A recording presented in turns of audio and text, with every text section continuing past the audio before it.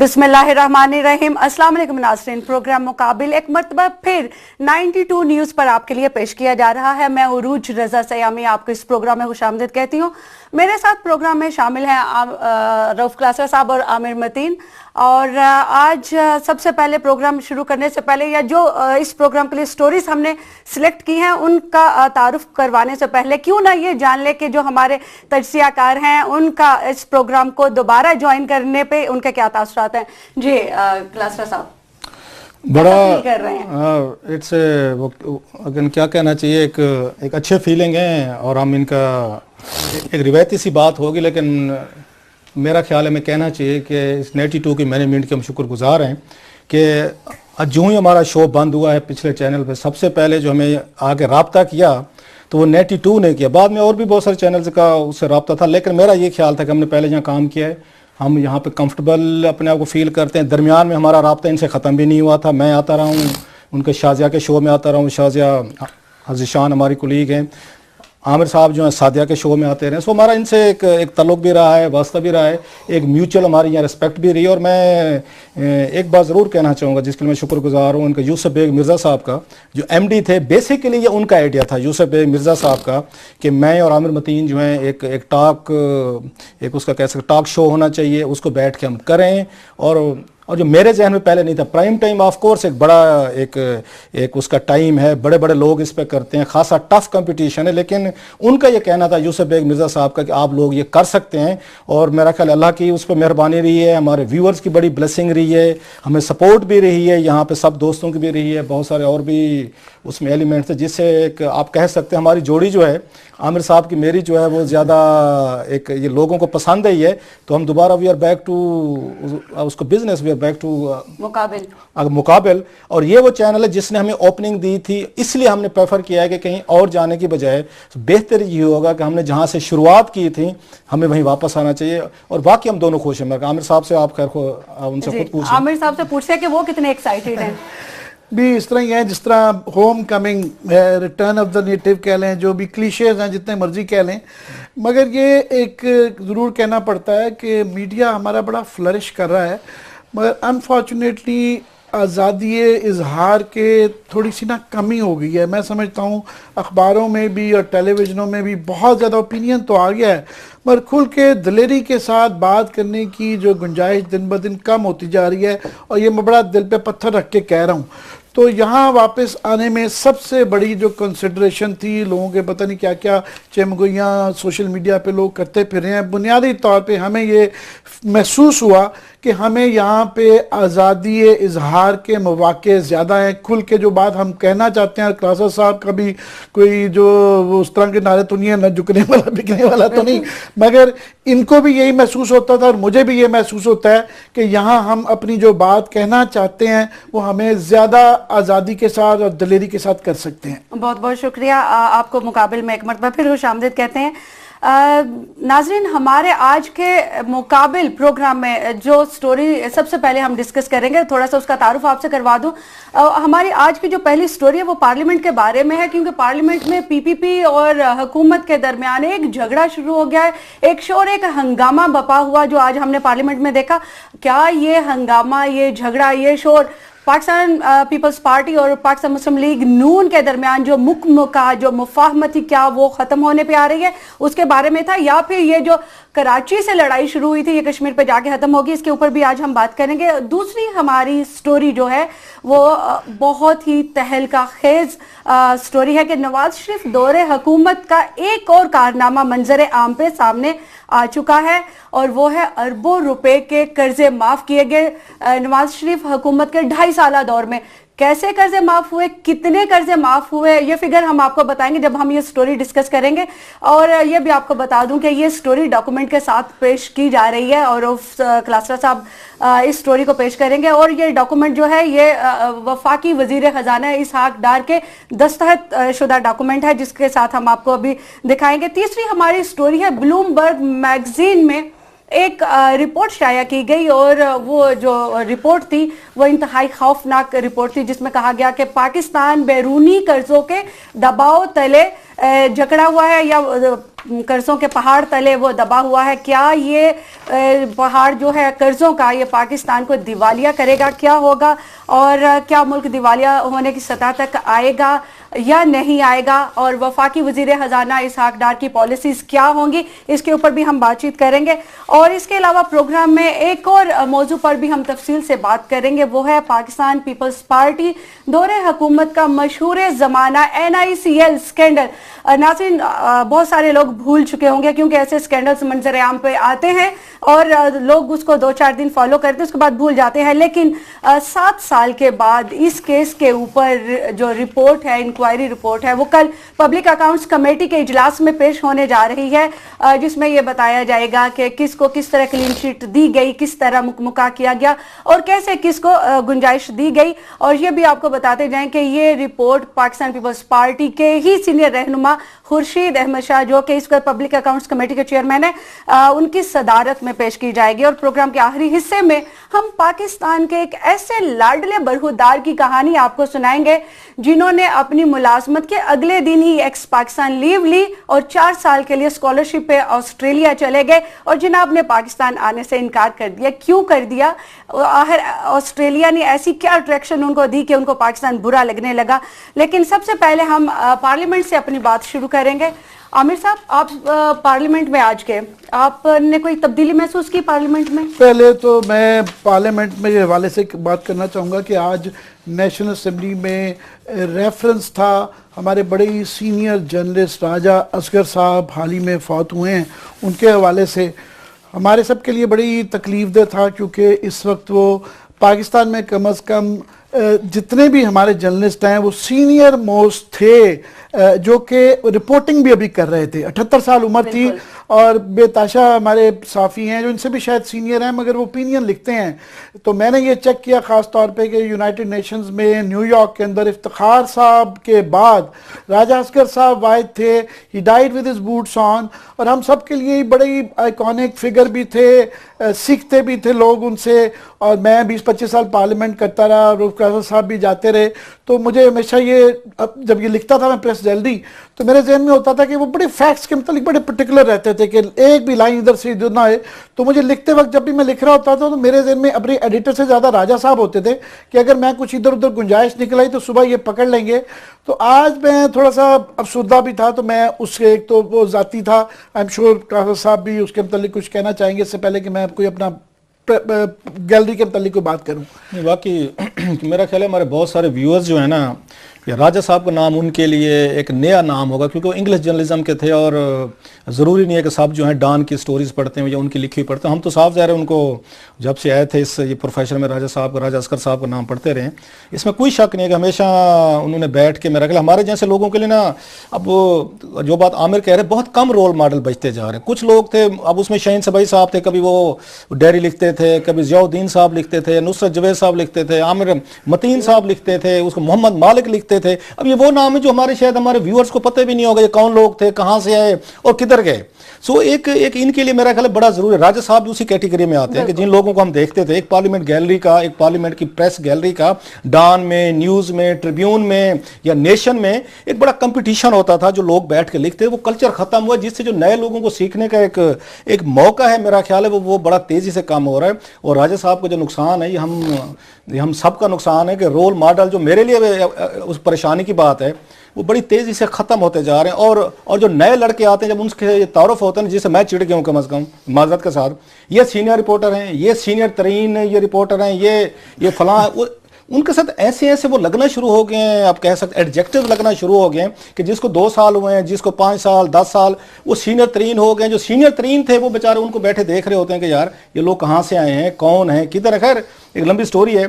तो of course मेरा ख्याल है आज का मगर प्रोग्राम राजा असगर साहब को डेडिकेट करते हुए, हमारा इब्तदाई प्रोग्राम उनको डेडिकेट करते हुए, मैं ये जरूर कहूँगा कि आज पार्लियामेंट जहाँ के नया सेशन स्टार्ट हो रहा है, मगर ये नहीं था लग रहा कि नेशनल असेंबली में कोई तब्दीली नजर आई है। 2.5 साल से हम जो रविश देख रहे हैं वही दोबारा है कि वही खाली कैबिनेट की सीटें, वही लेड बैक एटीट्यूड, कोई सर खुजा रहा है, कोई गप्पे मार रहा है या सारा।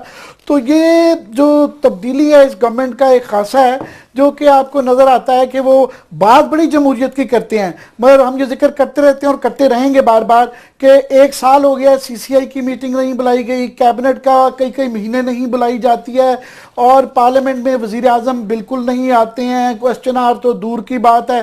اس کی وجہ سے ایک جو کنفیوژن نظر آتا ہے گورنمنٹ کے اندر کہ فار ایگزامپل حال ہی میں یہ جو ایشو آیا کہ جناب یہ داعش ہے یا نہیں ہے، وہ کیسی کرتا ہے حکومت کے کنفیوژن کی، ان کے اندر کی سچویشن کی، کہ جو چوہدری نثار صاحب ہیں وہ بالکل ڈنائل میں، وہ کہہ رہے ہیں کہ جناب ہے ہی نہیں ہے، فارن آفس بھی کہتا ہے کہ جناب داعش نہیں ہے، جبکہ آئی ایس پی آر والے کہہ رہے ہیں کہ جناب یہ داعش ہے، یہ ان کے ناطے ہیں۔ اس کے بعد جو آئی بی والوں نے وہ پارلیمنٹ کو ایک بریفنگ دی ہے، شوکت سلطان صاحب نے، شوکت جاوید جو ہے آفتاب صاحب، انہوں نے کہا ہے کہ جناب یہ بہت زیادہ یہ سیریس مسئلہ ہے، تو ہمیں نہیں پتا کس کی مانے کس کی نہ مانے۔ میں تو کہا صاحب اس چیز سے یہ سمجھ نہیں آتا کہ ایک ہی گورنمنٹ ہے مگر اس میں سے 6 آوازیں ہو رہی ہیں، اور اسی کا سب سے بڑا آج کا ایشو جو فار ایگزامپل مدرسہ کا چل رہا ہے، ہم سارے کافی عرصے سے یہ کہہ رہے ہیں کہ جناب یہ نہیں ہے کہ صرف یہ رجسٹریشن کے ایشو میں پھنسے ہوئے ہیں کہ جناب اس کی رجسٹریشن وہ وفاق المدارس کرے گی یا گورنمنٹ کرے گی۔ ہم کہہ رہے ہیں کہ اس سے آگے جائیں، اس کو ریگولیٹ کریں، مسجدوں کو ریگولیٹ کریں، مدرسوں کو ریگولیٹ کریں۔ مگر یہ جو کنفیوژن، میں آپ کی اجازت سے قرار صاحب سے ڈائریکٹلی پوچھ رہا ہوں، قرار صاحب یہ جو کنفیوژن نظر آتا ہے کہ انٹیریئر منسٹری کسی اور اس اینگل سے بول رہی ہے، دوسری منسٹری کوئی اور آتی، آپ کو نظر آتا ہے کہ یہ جو اس وقت مسائل ہیں سب سے بڑا سٹارٹنگ فرام دہشت گردی، یہ کوئی حل ہوتے نظر آ رہے ہیں آپ کو؟ کلاسٹر صاحب آپ کا جواب لیں گے، لیکن یہاں پہ ناظرین وقت ہو گیا ایک چھوٹے سے بریک کا، اور بریک کے بعد جب ہم آئیں گے تو عامر صاحب کا جو سوال انہوں نے کلاسٹر صاحب سے پوچھا ہے وہ ہم لیں گے ان سے، کہیں مت جائیے گا۔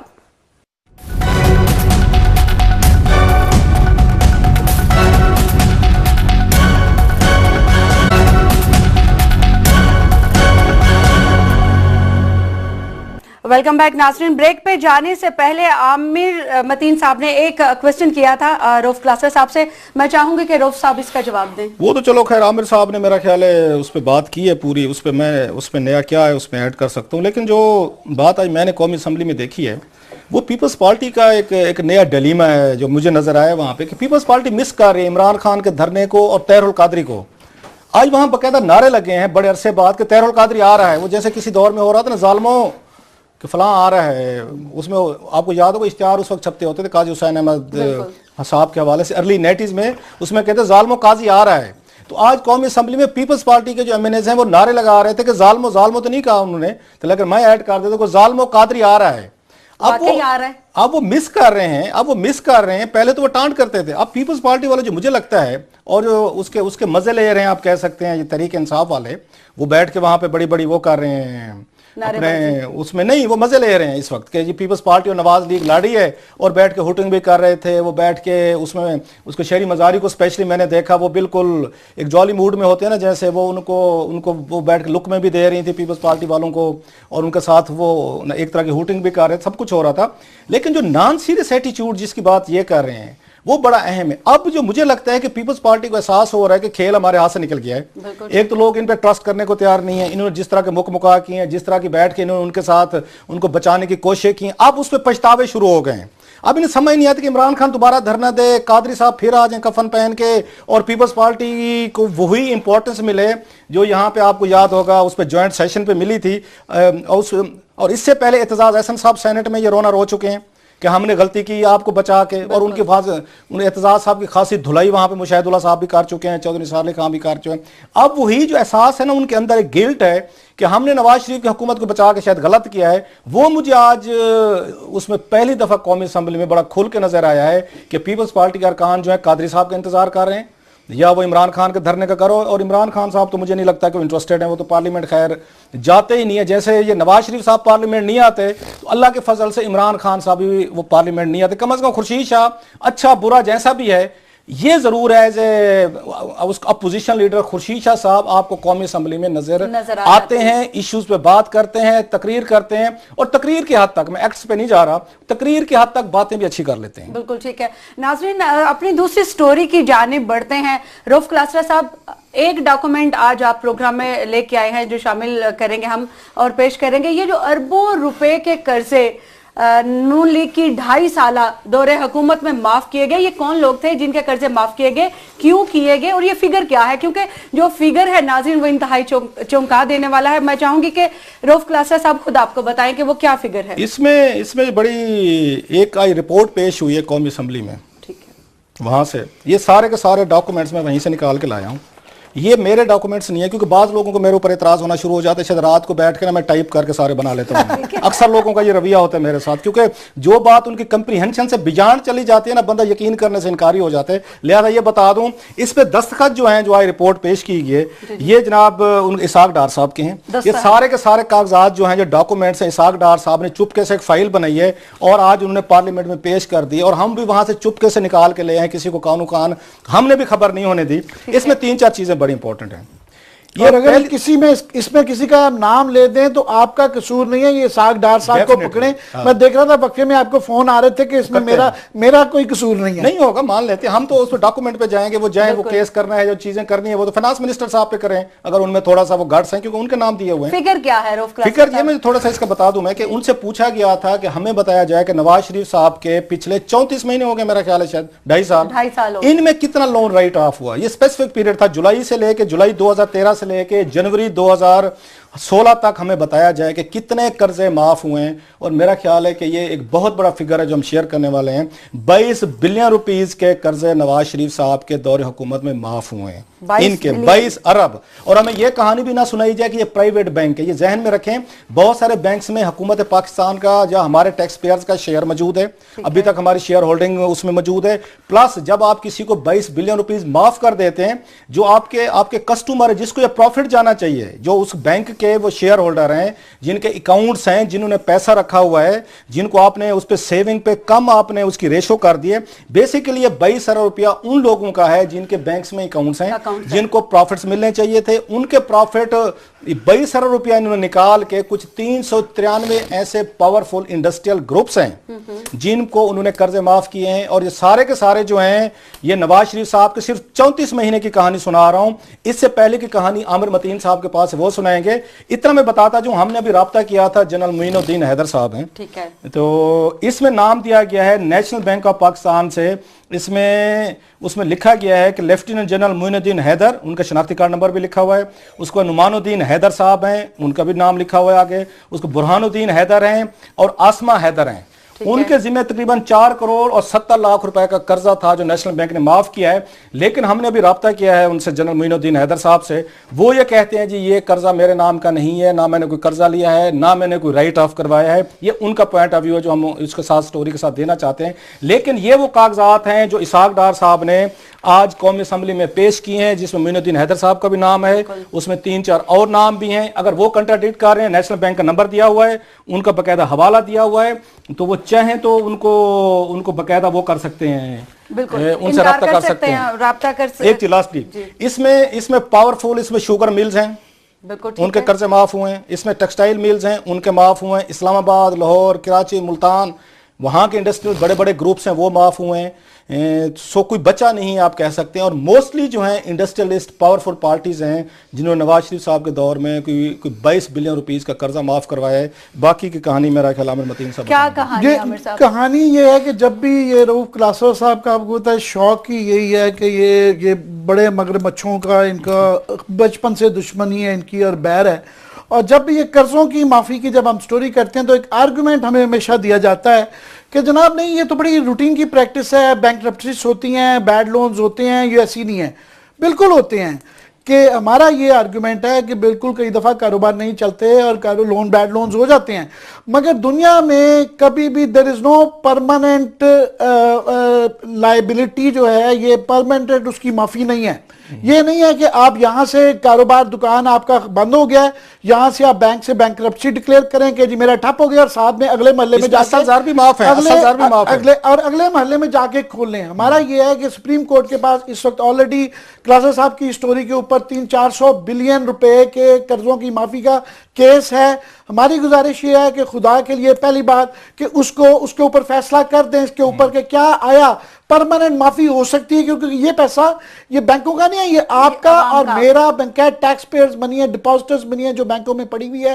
اور یہ ہمارے ہاں جو آدھے سے زیادہ بزنس مین اور ان کے ساتھ پالیٹیشین جو ہیں یہ پنپتے ہیں، بنے اس بات سے ہیں کہ یہ سرکاری قرضے لے کے معاف کروا کے بڑی بڑی جائیدادیں انہوں نے بنائی ہوئی ہیں. پہلی بات تو یہ ہے کہ لاسٹلی کہ وہ خدا کے لیے اس کا فیصلہ کرے. دوسرا کہ آپ کو یاد ہوگا 2013 کے الیکشن کے اوپر یہ بہت زیادہ ایشو تھا کہ جناب یہ 62-63 کر لیں کہ جناب کیونکہ آئین کے اندر یہ چیز موجود ہے کہ آپ نے اگر 2 ملین سے زیادہ کا قرضہ کسی بھی وجہ سے واپس نہیں کرا تو آپ الیکشن نہیں لڑ سکتے.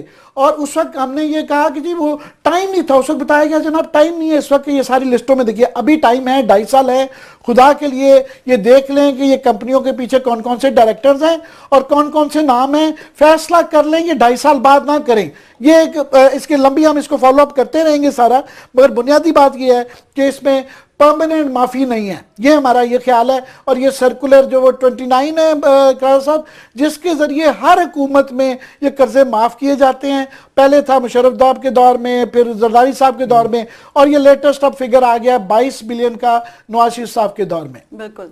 اچھا کلاسر صاحب، ابھی آپ نے ذکر کیا کہ اس میں جنہوں نے قرضے معاف کرائے وہ انتہائی بڑے بڑے انڈسٹریل گروپ ہیں، تو آپ کو لگتا ہے کہ یہ نواز شریف گورنمنٹ کے قریب ترین لوگ ہیں یا یہ ان کے دوستوں میں شامل ہیں؟ میں ابھی کیونکہ پیپر مجھے ملے ہیں لیٹ، آج سیشن تھا، سیشن میں رپورٹ اسحاق ڈار صاحب نے پیش کی ہے اور اس انداز میں پیش کی کہ کسی کو خبر نہیں ہونے دی کان. کاریگری تو یہ ہوتی ہے نا کہ 22 بلین روپیز کے لون رائٹ آف ہو رہے ہیں پچھلے 34 مہینے میں ہو رہے ہیں اور پوری پارلیمنٹ کو خبر نہیں ہے. تحریک انصاف جو بڑے ہمارے اوپر بنتے ہیں کہ جی ہم بات کرتے ہیں، آپ ہمیں اپریشیٹ نہیں کرتے. آج پوچھیں کسی تحریک انصاف کے بندے سے کہ آپ کو پتہ چلا ہے کہ اتنی بڑی رپورٹ آپ کے سامنے پیش کی گئی اور آپ میں سے کسی کو پتہ ہی نہیں ہے.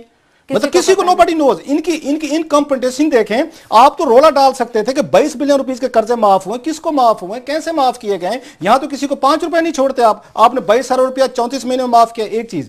اور دوسری چیز جو اس میں اگین ایک بڑی اہم میں بیک گراؤنڈ دے دوں، 1971 سے لے کے آپ کو بڑی میں مزے کی بات بتا رہا ہوں، 2002-03 تک صرف آپ کے جو قرضے معاف ہوئے تھے وہ چند بلین تھے، زیادہ نہیں تھے. یہ بتاؤں میں آپ کو 30-40 ارب کی رینج میں تھے.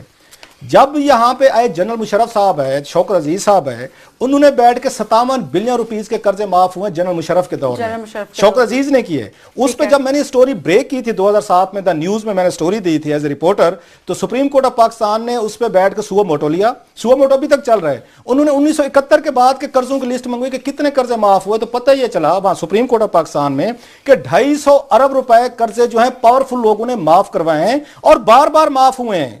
اس میں لمبی لسٹ ہے، پولیٹیشنز بھی ہیں، اس میں آرمی کے آپ کے سابق جنرلز بھی ہیں، کچھ آرمی کی ویلفیئر آرگنائزیشنز بھی ہیں، اس میں بیوروکریٹس بھی ہیں، کاروباری بھی ہیں، سویلینز بھی ہیں، ایک طویل لسٹ ہے.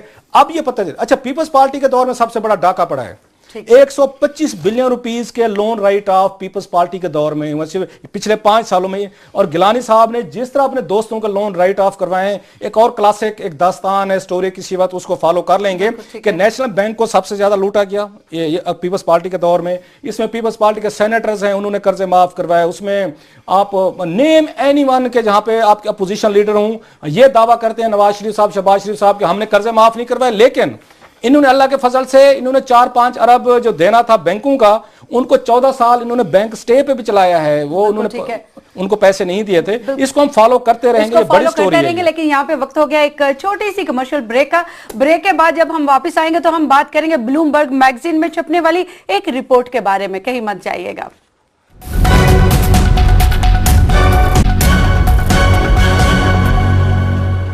ویلکم بیک ناظرین. اور بریک پر جانے سے پہلے ہم نے ذکر کیا تھا کہ بلومبرگ میگزین میں ایک رپورٹ شائع ہوئی جس میں یہ انکشاف کیا گیا کہ پاکستان بیرونی قرضوں کے پہاڑ تلے دبا ہوا ہے اور یوں لگ رہا ہے کہ آئندہ آنے والے دنوں میں پاکستان جو ہے اس کی معیشت دیوالیہ ہو جائے گی اور پاکستان کو بیرونی قرض ادائیگیوں کی مد میں 50 ارب ڈالرز کی ضرورت ہے.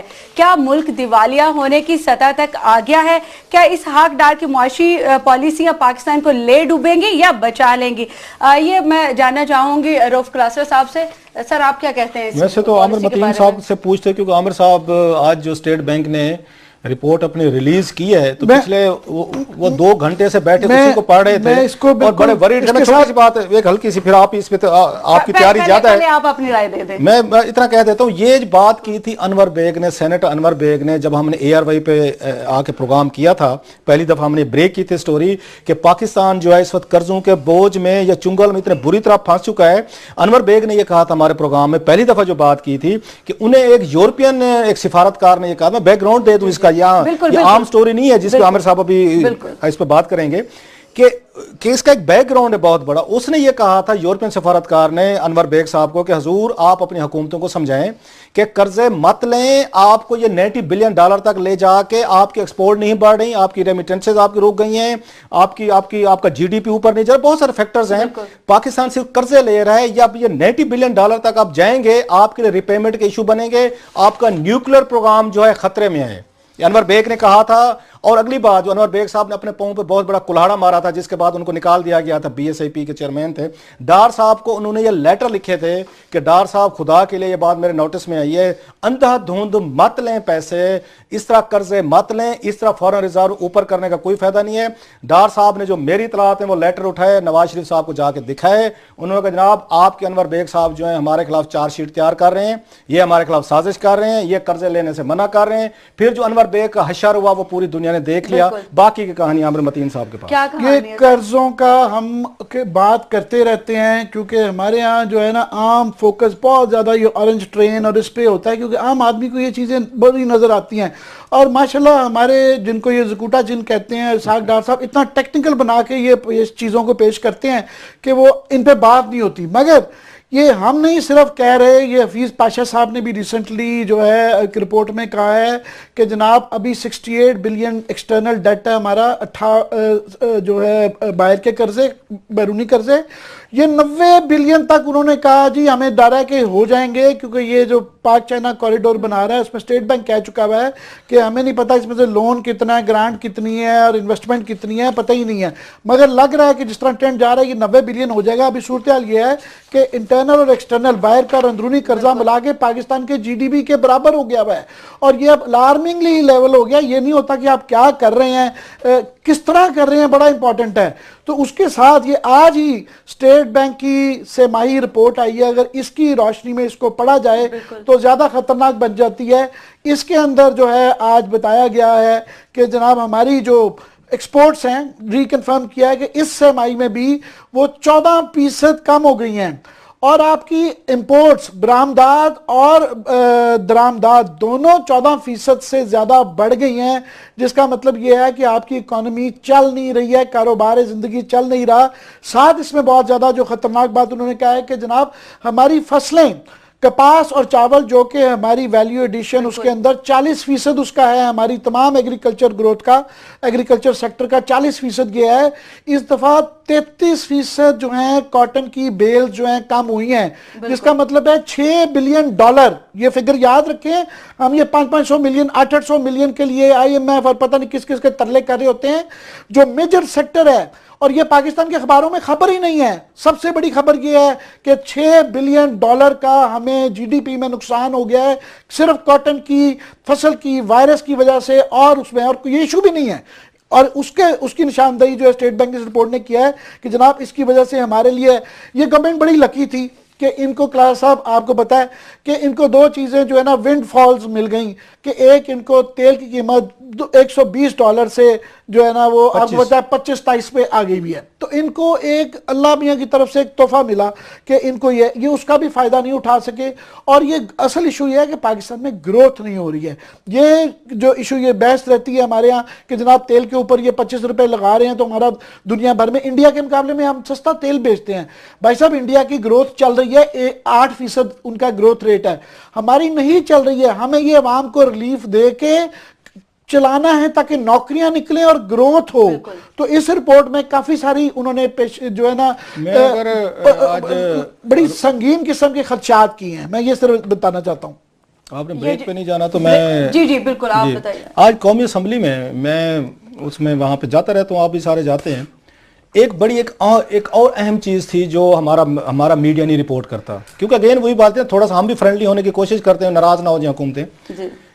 आज एक बाकायदा रिपोर्ट में बताया गया, जिस पे मेरा एक था कि हमें इस पे स्पेशल उस पे एक सेगमेंट करना चाहिए, कि 2.5 करोड़ लोग जो हैं गुर्बत की सतह से नीचे गुजार रहे हैं। आज वहां पे ये बताया गया है कि 2.5 करोड़ कोई आम नंबर नहीं है, कि आपको इल्म ही नहीं है कि 2.5 करोड़ बंदा, हुकूमत खुद कह रही है। और उसका एहसन इकबाल साहब ने बड़ा खूबसूरत जवाब दिया जनाब।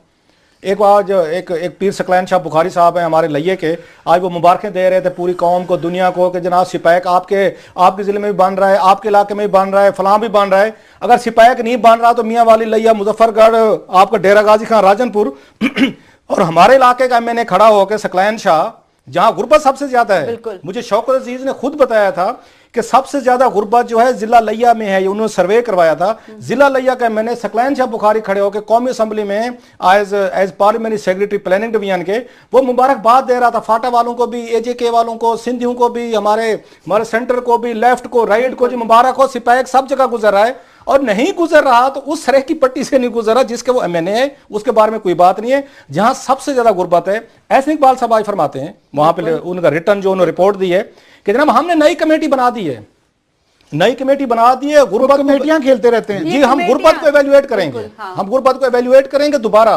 शौकत अजीज है, उन्होंने गुर्बत की डेफिनेशन चेंज की कि जो दिन में इतनी कैलोरीज हजम कर लेता है वो गरीब नहीं है, जो फलां कर लेता है वो ऐसे नहीं है। अब एहसन इकबाल साहब कहते हैं हमने एक नई कमेटी बना दी है जो गुर्बत की डेफिनेशन को दोबारा नए सिरे से बैठ के उसको रिव्यू करेगी।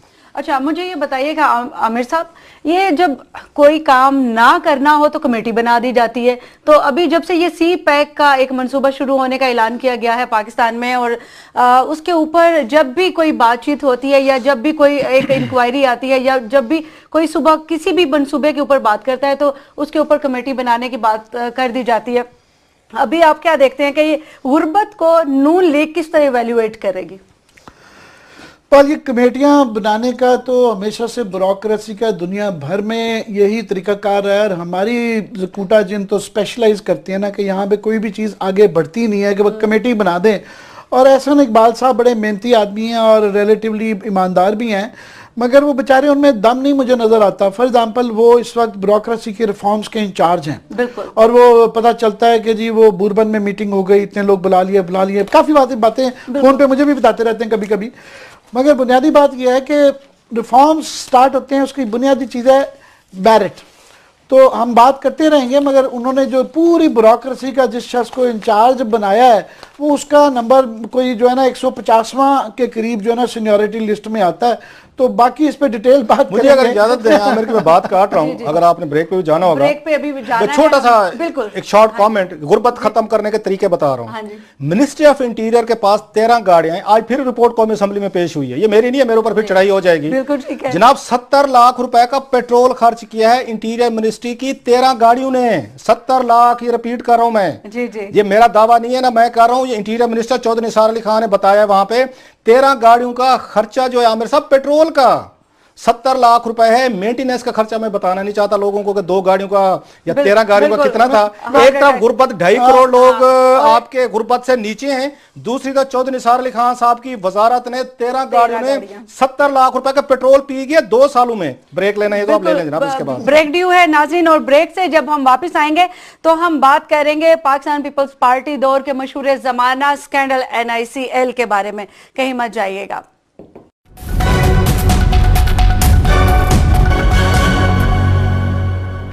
वेलकम बैक नाज़रीन। पाकिस्तान पीपल्स पार्टी के दौर में एक मशहूर जमाना स्कैंडल आया था NICL केस, और ये क्या केस था क्योंकि बहुत सारे लोग भूल चुके हैं और बहुत बड़े बड़े उसमें नाम थे। ये हम जानना चाहेंगे रऊफ क्लासर साहब से। सर, ये इसका थोड़ा सा बैकग्राउंड भी बताइएगा और ये भी बताइएगा इसमें कौन कौन से बड़े नाम थे और किन पॉलिटिकल पार्टीज के लोग। पहले मैं ये बता दूं कि कल या पब्लिक अकाउंट्स कमेटी की मीटिंग हो रही है, मैं बैकग्राउंड बता दूं। आपको पता है कि मैं बार बार रिपीट करते हुए अच्छा नहीं लगता कि कोई बात हम ऐसी बगैर डॉक्यूमेंट के नहीं करते, बगैर जिसके हमारे पास सबूत ना हो, जिसको हम किसी कल अदालत में जाके स्टैंड ना कर सके। जज साहब पूछे कि हजूर आपने ये फरमाया था, जरा इसका हमें सबूत दें, तो सबूतों के साथ बात करेंगे। कि कल पब्लिक अकाउंट्स कमेटी का इजलास हो रहा है, खुर्शीद शाह साहब उसको चेयर करेंगे। और पीपल्स पार्टी दौर का जो सबसे बड़ा बदनाम ज़माना एक स्कैंडल आया था जिसको NICL स्कैंडल कहते हैं, जिसमें 2 बिलियन रुपीस के करीब ऐसी प्रॉपर्टीज़ खरीदी गई थी जिनकी मालियत मिला मलू के बहुत ज़्यादा करके भी वो कुछ 40-50 करोड़ से नहीं बनती थी, लेकिन वो 2 अरब रुपए के करीब खरीदी गई थी। वो एक अच्छा खासा ایک بڑا اسکینڈل ہے, اس پہ کوئی 5-6 اب اس پہ ہوئی ہیں, اس پہ انکوائریز ہوئی ہیں. یہ انکوائریز میرے پاس موجود ہیں, کل جو پیش ہونی ہے خورشید شاہ صاحب کے پاس. اس میں ایرنی یہ ہے, اس سے پہلے کہ میں اسکینڈل پہ لوگوں کو ریوائز اس میں کروں, کہ یہ پیپلز پارٹی دور کا سکینڈل ہے جب وہاں امین فہیم صاحب کی یہ وزارت تھی, ان کی کامرس منسٹری خورشید شاہ صاحب جو ہیں ان کے فیلو منسٹر تھے, یہ دونوں اکٹھے بیٹھتے تھے. اب انہی کی وزارت کا سکینڈل, پیپلز پارٹی دور کا سکینڈل کل خورشید شاہ صاحب کے پاس انصاف کے لیے پیش ہو رہا ہے. ذرا میں انصاف کا آپ کو اس کی کہانی سنا رہا ہوں, توقع آپ کو اگر پھر کی جا سکتی ہے کتنا انصاف ہوگا اور کتنا انصاف نہیں ہوگا.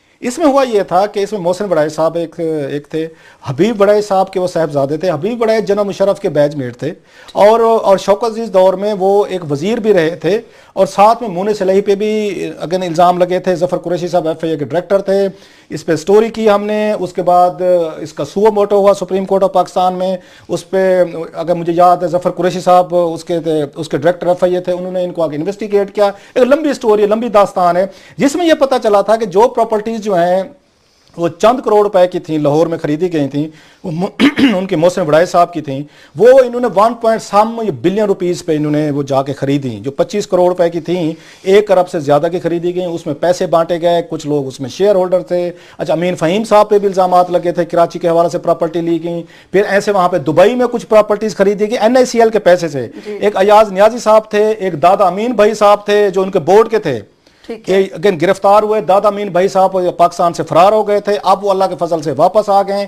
یہ رپورٹ پڑھنے کے بعد میں آپ کو میں اس پہ جا رہا ہوں, پھر ہم اس پہ بحث کرتے ہیں آپس میں, کہ وہ جو ایک بیوروکریٹک سٹائل ہے نا, اس میں کسی سیاستدان کے جو اس وقت کے اس میں دباؤ تھے, اس میں ایف آئی اے کی جو اس میں انویسٹیگیشن تھیں, گرفتاریاں تھیں, عدالتیں تھیں, کچہری تھیں, داد دینی چاہیے ان کو آڈیٹر جنرل آف پاکستان کے آفس کو, جنہوں نے انکوائری رپورٹ کی ہے. باقاعدہ انکوائری رپورٹس ہیں, آڈٹ پہلے نہیں ہے, یہ انکوائری رپورٹ بتا رہا ہوں میں.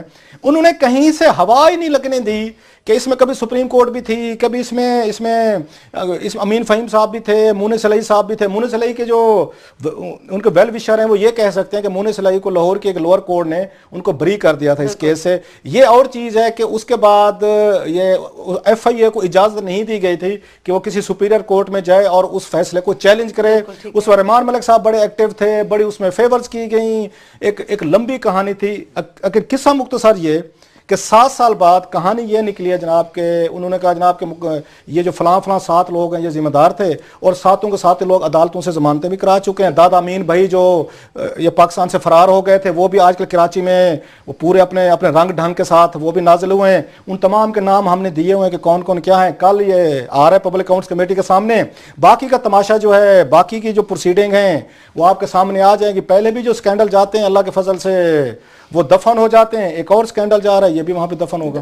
آپ کیا کہتے ہیں؟ ہم یہ صرف جس طرح انہوں نے کہا کہ یہ دفن ہو جاتے ہیں, ہمارا کام ہے کہ ہم تھوڑا سا گورکنی جاری رکھیں, کہ ہلکی ہلکا جو ہے ڈگنگ کرتے رہیں. اور ہمارے پہ بڑا لوگ طنز بھی کرتے ہیں کہ جناب یہ کیا لاکھوں اربوں خربوں کی باتیں کرتے رہتے ہیں, اور یہ اقرار صاحب پہ خاص طور پہ کہ جناب یہ اس کے بعد نیم کی گولی کھا کے سونا پڑتا ہے. ہم صرف یہ کام کرتے ہیں آئیڈلی, یہ اپوزیشن کو کرنا چاہیے, یہ پیپلز پارٹی کو اور خاص طور پہ P T I Imran Khan صاحب کو کرنا چاہیے کہ آج فار ایگزامپل یہ جو قرضوں کی لسٹ ہے یہ پارلیمنٹ میں پیش ہوئی ہے, نیشنل اسمبلی میں پیش ہوئی ہے, وہاں پہ پیریفرل ایشوز پہ بات ہوتی رہی ہے, کسی نے جا کے تکلف نہیں کیا کہ اس کو چیک کریں کہ جناب کیا ہے. جہاں سے ہمیں شک ہوتا ہے کہ یہ سب اندر سے ملے ہوئے ہیں, یہ نہیں فرینڈلی نہیں, یہ رولنگ ایلیٹ ہے, یہ ایک مذاق ہے. اس میں ہمیں چوائس 1 2 3 میں دے دی جاتی ہے, وہ انگریزی میں جسے کہتے ہیں نا ٹویڈل ڈی اینڈ ٹویڈل ڈم, تو وہ دونوں آپس میں تینوں سارے ملے ہوئے ہیں, کوئی بات نہیں کرتا رولنگ ایلیٹ میں اس میں, کیونکہ سب کے خاندانوں کے نام ہیں, پی ٹی آئی کے خاندانوں کے بھی نام ہیں. اس طرح ہی یہ اسٹیٹ آف دی اکانومی ہم کو اپنے پاس, ہم صرف یہ کر رہے ہیں کہ ہم ذرا تشریح کرتے ہیں اور پرانا تھوڑا سا ماضی یاد رکھتے ہیں. جس طرح انہوں نے کل یہ کیس آنے والا ہے, اپنے زمانے میں یہ بہت بڑا کیس تھا اور لوگ وہاں سے یوں کرتے نکل گئے کہ یہ دوبارہ آ رہا ہے اور یہ ہمیں پتہ ہے اس کا کیا نتیجہ ہے, مگر ہمارا یہ فرض ہے کہ یاد دہانی کراتے رہیں.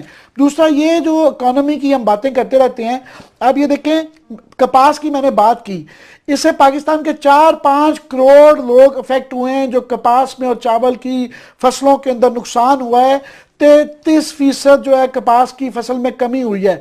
ना ये मीडिया का इशू बना, ना हमारे पार्लियामेंट का बना। $6 बिलियन का जीडीपी का नुकसान है, उसको अगर आप कैलकुलेट करें, this story is not there. वो किसान हमारे मीडिया को हमें इश्तिहार नहीं देता ना, बाकी तो जो शहरों में बैठे वो तो इश्तिहार देता है, इसलिए बात उसकी सुनी जाती है जो बात आप कह रहे हैं। और थोड़ी सी मैं इसमें लास्ट कह दूं कि इसके लास्टली जो हम शुगर माफिया की बात करते हैं, इससे डायरेक्टली ताल्लुक है कि आप चीनी उगा रहे हैं इस कपास और चावल की जगह, जिसको के सब्सिडी दे के बाहर से कभी मंगवा लेते हैं, कभी बंद कर देते हैं, वो 10 रुपए किलो फिर महंगी हो गई है। इसकी बात नहीं करेंगे, चीनी की बात करेंगे आप। लेकिन हम कपास की बात नहीं कर रहे हैं। आप कुछ कह रहे थे। मैं इसी केस के हवाले से कह रहा था कि इन्होंने बात की ना पीटीआई की, और पीटीआई से मोहब्बत करने वाले बहुत नाराज हो जाते हैं जल्दी, यूथ है उनका रश ऑफ ब्लड, लेकिन क्या करें, बात करनी पड़ती है। इनके पास जो आखिरी एडवांटेज बच गया था इमरान खान के पास या तरीके इंसाफ, जो कह रहे हैं ना कि आज रोला क्यों नहीं डाला इन्होंने, मतलब शेरी मजारी को तो पता होना चाहिए ना, वैसे बैठ के वो बड़े लुक में देती रहती हैं, सबको मिली हुई थी, पीपल्स पार्टी के साथ हुल्ला गुल्ला चल रहा था, सब कुछ हो रहा था, एंजॉय करती हुआ ये है कि इन्होंने एहतसाब कमीशन का जो वहां पे उन्होंने लेफ्टिनेंट जनरल साहब जो थे उन्होंने रिजाइन किया है, जिसके बाद पीटीआई भी उस पे चली गई है। मतलब अब आपको फर्क नहीं लगता कि वो भी एहतसाब नहीं जाते, पीपल्स पार्टी एहतसाब नहीं चाहती, डॉक्टर आसिम के लिए वो उन्होंने पूरे का पूरा जोर लगा लिया। आज बल्कि मैं डॉन की स्टोरी पढ़ रहा था, उसमें था कि उन्होंने बकायदा नादरा जो है वो उसके साथ तामुन ही नहीं कर रहा, उसके साथ ये नैब के साथ या जो उसको हिदायत दी कि मिल गए सारे, वो एहतसाब नहीं चाहते। अच्छा, नवाज शरीफ साहब तो पहले दिन से एहतसाब नहीं चाहते, अगर चाहते होते तो तारिक फातमी पे जो स्कैंडल आया था फॉरेन ऑफिस का, कि कैसे फॉरेन ऑफिस में बैठ के उन 10 अरब रुपए का प्लाट जो फैसल मुश्ताक रूट्स या मली ने उनको दिया है, वहां भी कोई एहतसाब नहीं है। आखिरी पार्टी रह गई थी अल्लाह के फजल से इमरान खान साहब की, वो एहतसाब कमीशन का हमने ड्रामा देख लिया है, वो हमने लेटर भी पढ़ लिया, इसलिए अब आपको वहां पे इमरान खान की पार्टी अपोजिशन के तौर पर नजर नहीं आएगी। ये दुख है, ये एक अलमिया है कि ये वहद पार्लियामेंट बन गई है जिसमें इफेक्टिव अपोजिशन नहीं है। ये जमहूरियत के लिए खतरा है, ये नवाज शरीफ साहब के लिए खतरा है जो खुश हो रहे हैं। ये बता दूं मैं, जिस पार्लियामेंट में अपोजिशन नहीं होगी, याद रखिएगा वो हुकूमतें ज्यादा देर तक नहीं चलती होती। एक पावरफुल असल्टिव, एक आपको इंडिपेंडेंट, आपके पोजीशन लीडर पर यह इल्जाम लगाया चौधरी निसार अली खान के इन्होंने मुकमुका किया हुआ है, ये मैं नहीं कह रहा, चौधरी निसार ने कहा है। आखिरी जो मुझे दुख है जाती तौर पर, इमरान खान तहरीक इंसाफ नाम था, इंसाफ, तो उन्होंने वहां खैबर पख्तूनख्वा में अल्लाह के फजल से जो एहतसाब कमीशन था, और मैं आज समझता हूं शोएब सड्डल ने बड़ा अच्छा फैसला किया था कि जब उनको कहा गया था कि आप आए बने, उसने कहा जनाब ये जो आपने ड्राफ्ट बनाया हुआ है ना, इसके तहत मैं किसी की अकाउंटेबिलिटी नहीं कर सकता, मैं नहीं बनता। मेरा ख्याल है शोएब सड्डल ने बिल्कुल सही फैसला किया था। अच्छा, क्लासेस साहब, प्रोग्राम का वक्त जो है काफी महदूद रह गया है, मुझे जरा जल्दी से बता दीजिए पाकिस्तान के उस लाडले बरखुदार की कहानी। आपको याद है? मैं भूल गया था। मुझे याद है क्यों उसको इतने वो पाकिस्तान से मोहब्बत नहीं रही, ऑस्ट्रेलिया उसको भिजवा दिया गया, या वो खुद चले गए 4 साल के लिए स्कॉलरशिप पे और वापस आने से इनकार कर दिया। मजे की बात है, कल ही रिपोर्ट पेश हो रही है इसमें पब्लिक अकाउंट्स कमेटी में। आपको पता है मैं पब्लिक अकाउंट्स कमेटी में थोड़ा सा मैं दावा कर सकता हूँ, मैं अरशद शरीफ जो है, हम थोड़े पब्लिक अकाउंट्स कमेटी के कीड़े समझे जाते हैं। कल एक रिपोर्ट पेश हो रही है स्टेट बैंक ऑफ पाकिस्तान पे, इंक्वायरी रिपोर्ट, जिसकी कॉपी मेरे पास फिर मौजूद है। उसमें ये बताया गया है कि अच्छा ये ना उनके दौर का, शौकत अजीज साहब के दौर का है, अब आ रही है रिपोर्ट इंक्वायरी होके कि 20 फरवरी 2003 को, आपको पुराना केस लगेगा लेकिन पाकिस्तान में देखें केसेस होते कैसे, इंटरेस्टिंग। 20 फरवरी 2003 को एक नौजवान की, उन्होंने वहां पे एक मुगल साहब थे, ये वारिस साहब है मेरा ख्याल है, उनका पूरा नाम जो मुझे उसमें याद आ रहा है, वारिस मुगल साहब हैं, उन्होंने जो है उनको 20 फरवरी 2003 को अपॉइंटमेंट की। ठीक है। अगले दिन 21 फरवरी को उनको 4 साल की एक्स पाकिस्तान लीव दे के 62 लाख रुपए का उनको चेक दिया गया। 62 लाख उस वक्त 2003 में, जरा डॉलर का हिसाब जहन में रखिएगा, उस वक्त डॉलर 50 रुपए के करीब साहब को वारिस, मेरा ख्याल वारिस हमीद मुगल साहब हैं, अपने उनसे प्रोड्यूसर साहब को पता होगा, जरा अगर उनसे उस पे हम अगर कंफर्म कर लें, जी वारिस हमीद मुगल उनका नाम है। उनको जनाब 62 लाख रुपए का चेक दिया गया कि आप ऑस्ट्रेलिया जाएं, पीएचडी करके। एक दिन अपॉइंटमेंट होती है, दूसरे दिन उनको 4 साल के लिए एक्स पाकिस्तान लीव दी जाती है, ऑस्ट्रेलियन यूनिवर्सिटी में पढ़ते हैं कि पढ़ के आएंगे, स्टेट बैंक को ऊपर लेके जाएंगे। 4 साल बाद स्टेट बैंक ने लेटर लिखा, सर आपकी पीएचडी होगी। उन्होंने कहा होगी। उन्होंने तशरीफ लें, उन्होंने कहा थैंक यू वेरी मच, मैंने नेशनलिटी ले ली ऑस्ट्रेलिया की, आप जाने, आपका काम जाने और आपका पाकिस्तान जाने। मेरी जिंदगी संवर गई जनाब, टैक्स पेयर के पैसे पे, जिसके हमारे ऊपर इल्जाम लगते हैं कि आपको टैक्स पेयर की बड़ी तवक्को है, कि वारिस हमीद मुगल साहब जो हैं, उन्होंने एक दिन नौकरी करवाई, दूसरे दिन उन्होंने एक्स पाकिस्तान लीव जी, ली, जी। उसी दिन 62 लाख रुपए उन्होंने लिया, ऑस्ट्रेलिया चले गए, 4 साल में उन्होंने पीएचडी की, ऑस्ट्रेलिया की नेशनलिटी ली, वहां पे मजे कर रहे हैं। और कल यहाँ पे कोई 13 साल बाद इंक्वायरी रिपोर्ट जो है वो खुर्शीद शाह साहब के सामने पेश होनी है कि जनाब आप हमें गाइड करें, हम तो बड़े भोले हैं, इनोसेंट हैं, इसका क्या किया ठीक है सर, आप क्या कहेंगे? लास्ट हमारे पास मैं एम्फसाइज सिर्फ लास्ट में दोबारा कर दूं कि जो पीटीआई के हवाले से जो आपने बात की थी, मेरा ख्याल है कि इमरान खान ने जो वहां पे ये जो एहतसाब वाला इशू है, उनको इदराक ही नहीं है कि क्या हुआ है कि बगैर कानून के तब्दील किए ये बातें जो थी ठीक की जा सकती थी। उनको इसलिए इदराक नहीं है कि वो पार्लियामेंट में आते ही नहीं है, उनको सिस्टम का ही नहीं पता कि निचले टीयर, दरमियाने टीयर, ऊपरले टीयर पे होता क्या है, कानून साजी क्या होती है, मसाइल क्या होती हैं। इसीलिए मसाइल आ रहे हैं। और इसी वजह से क्योंकि अपोजिशन अपना रोल नहीं करता, पूरा नहीं करती, तो हमारे पे प्रेशर आता है कि मीडिया वाले एक्टिव हो रहे हैं। जुडिशरी और मीडिया का रोल एक सेकेंडरी रोल है, बुनियादी रोल ये अपोजिशन का है। प्लीज अपना रोल अदा करें, प्लीज अपना रोल अदा कीजिए अपोजिशन के लिए। ये एक मैसेज है। और इस वक्त प्रोग्राम मुकाबिल का वक्त खत्म हुआ चाहता है। कल आपसे फिर मुलाकात होगी। अपना बहुत सारा ख्याल रखिएगा। अल्लाह हाफिज।